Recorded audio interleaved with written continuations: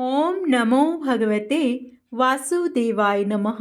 आप सभी का मेरे YouTube चैनल भक्ति सागर में पुनः स्वागत है। आज का अपना वीडियो शुरू करने से पहले आप सभी से विनम्र प्रार्थना है, यदि आप मेरे चैनल पर नए आए हैं और अभी तक मेरे चैनल को सब्सक्राइब नहीं किया है तो व्रत त्योहारों से संबंधित सभी जानकारियां प्राप्त करने के लिए, सभी व्रत कथाएं सुनने के लिए, प्रतिदिन के पंचांग की जानकारी प्राप्त करने के लिए, प्रतिदिन के महात्म्य स्मरण करने के लिए कृपया मेरे चैनल को सब्सक्राइब अवश्य करें।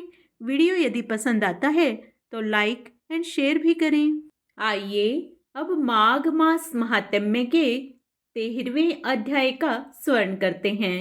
विकुंडल यमदूत से कहने लगा कि तुम्हारे वचनों से मेरा चित्त अति प्रसन्न हुआ है, क्योंकि सज्जनों के वचन सदैव गंगा जल के सदृश पापों का नाश करने वाले होते हैं।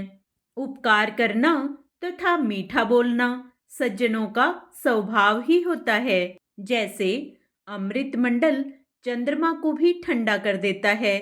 अब कृपया करके यह भी बताइए कि किस प्रकार मेरे भाई का नरक से उद्धार हो सकता है।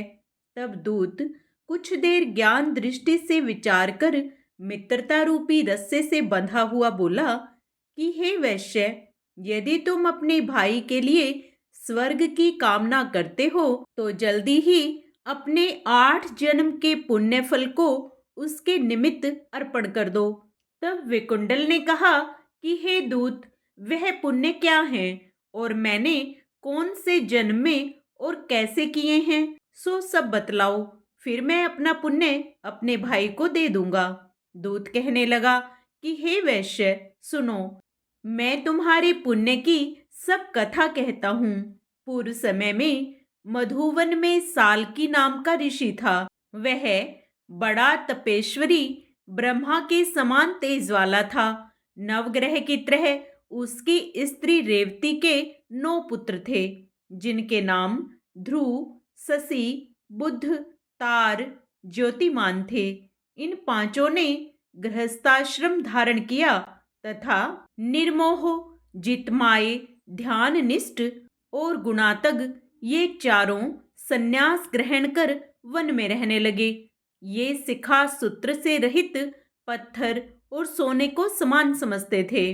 जो कोई अच्छा या बुरा उनको अन्न देता वह खा लेते, और कोई कैसा भी कपड़ा दे देता उसको ही पहन लेते। सदैव ब्रह्म के ही ध्यान में लगे रहते। इन चारों ने व्रत, शीत, निद्रा और आहार सबको जीत लिया। बस चर अचर को विष्णु रूप समझते हुए मौन धारण करके संसार में विचरते थे। ये चारों महात्मा तुम्हारे घर आए। जब तुमने मध्याह्न के समय भूखे प्यासे इनको आंगन में देखा तो तुमने गदगद कंठ से आंखों में आंसू भरकर इनको नमस्कार करके इनका बड़ा आदर सत्कार किया। इनके चरणों को धोकर बड़े प्रेम से तुम इनसे कहने लगे कि आज मेरे अहोभाग्य हैं, आज मेरा जन्म सफल हुआ, मुझ पर भगवान प्रसन्न हुए, मैं सनाथ हुआ, मेरे माता पिता, पत्नी, पुत्र, गो आदि सभी धन्य हैं, जो आज मैंने हरि के सदृश आपके दर्शन किए। सो हे वैश्य, इस प्रकार तुमने श्रद्धा से उनका पूजन किया और चरण धोकर जल को मस्तक से लगाया। फिर विधि पूर्वक इनका पूजन करके तुमने इन सन्यासियों को भोजन कराया। इन सन्यासियों ने भोजन करके रात को तुम्हारे घर में विश्राम किया और ब्रह्मा के ध्यान में लीन हो गए।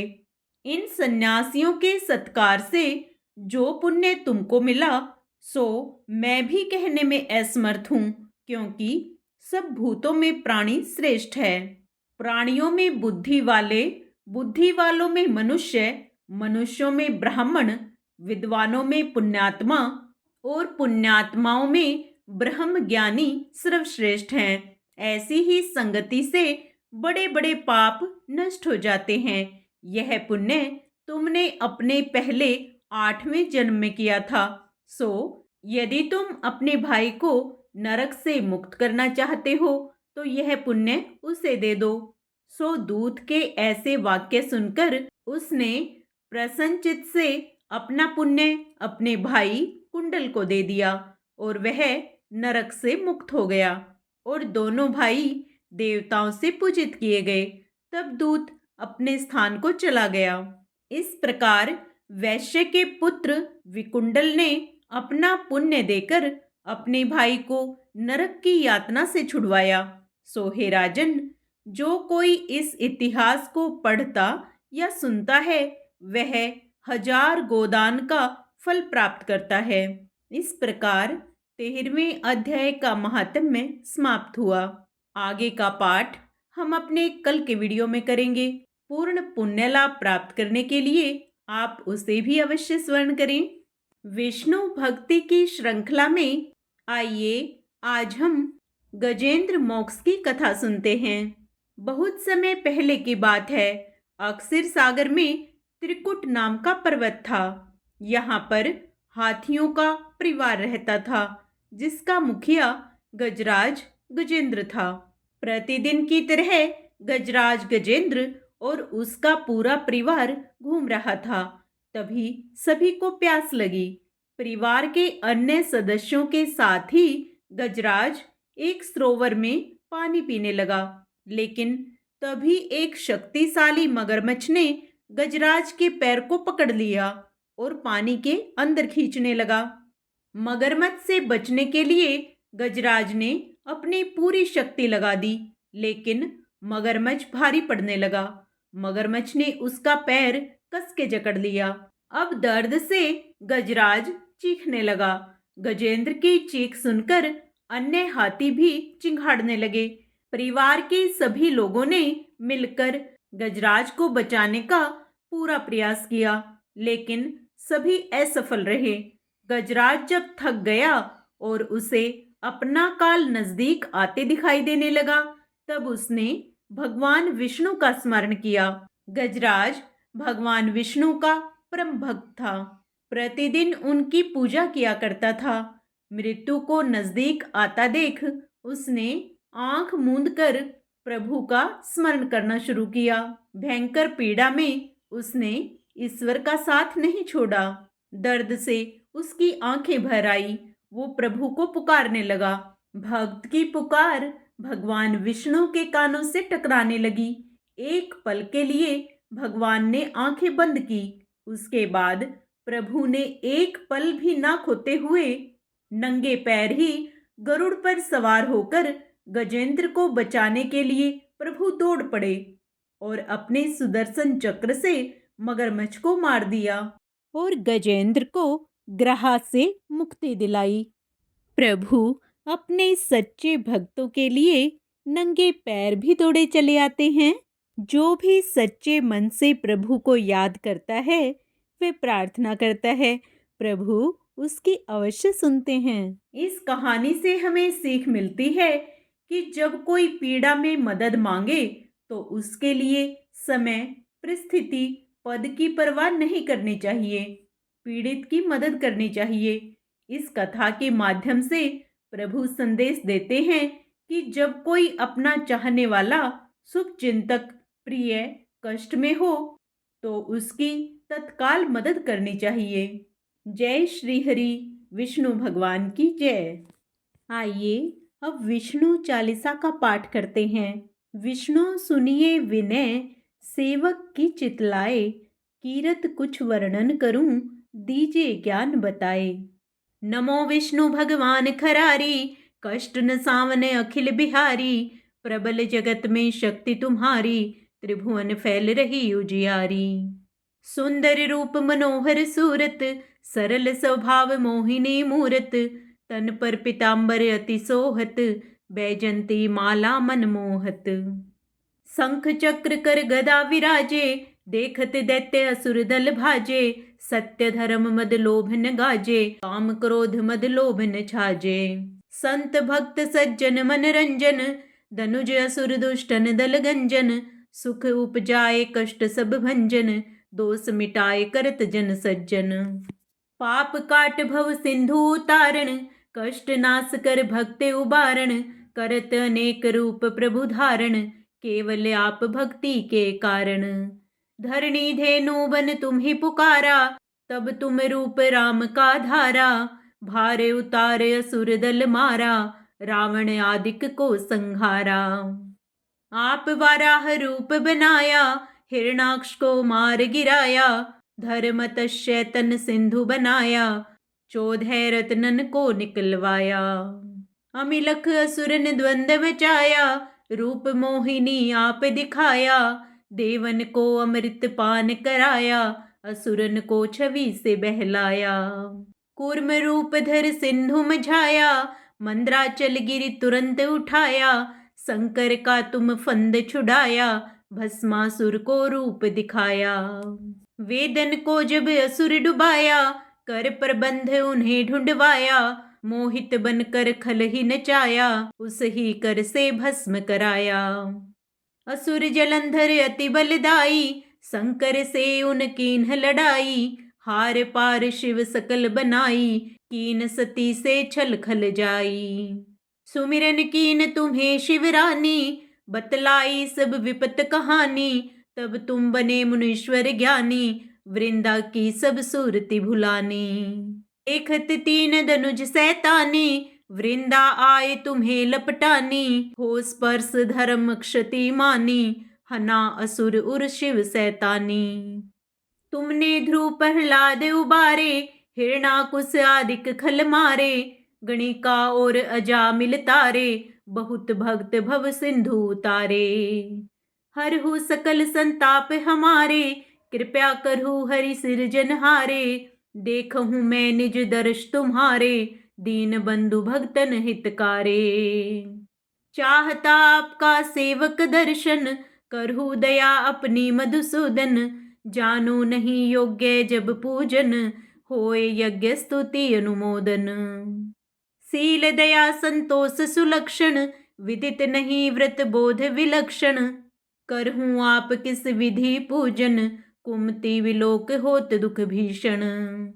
करहूँ प्रणाम कौन विधि सुमिरन, कौन भांति मैं करहूँ समर्पण, सुर मुनि करत सदा सेवकाई, हर्षित रहत परम गति पाई। दीन दुखिन पर सदा सहाई, निज जन जान लेव अपनाई, पाप दोष संताप नशाओ, भव बंधन से मुक्त कराओ। सुत संपत्ति दे सुख उपजाओ, निज चरणन का दास बनाओ, निगम सदा ये विनय सुनावे, पढ़े सुने जो जन सुख पावे। इति श्री विष्णु चालीसा। अब हम सत्यनारायण भगवान की आरती करेंगे। ओम जय लक्ष्मी रमणा, स्वामी जय लक्ष्मी रमणा, सत्यनारायण स्वामी, सत्यनारायण स्वामी, जनपातक हरणा। ओम जय लक्ष्मी रमणा। रत्न जड़ित सिंहासन, अद्भुत छवि राजे, नारद करत निराजन, घंटावन बाजे। ओम जय लक्ष्मी रमणा। प्रकट भई कलि कारण, द्विज को दर्श दियो, बूढ़ो ब्राह्मण बन कर कंचन महल कियो। ओम जय लक्ष्मी रमणा। दुर्बल भील कठारो, जिन पर कृपा करी, चंद्रचूड़ एक राजा, तिनकी विपदा हरी।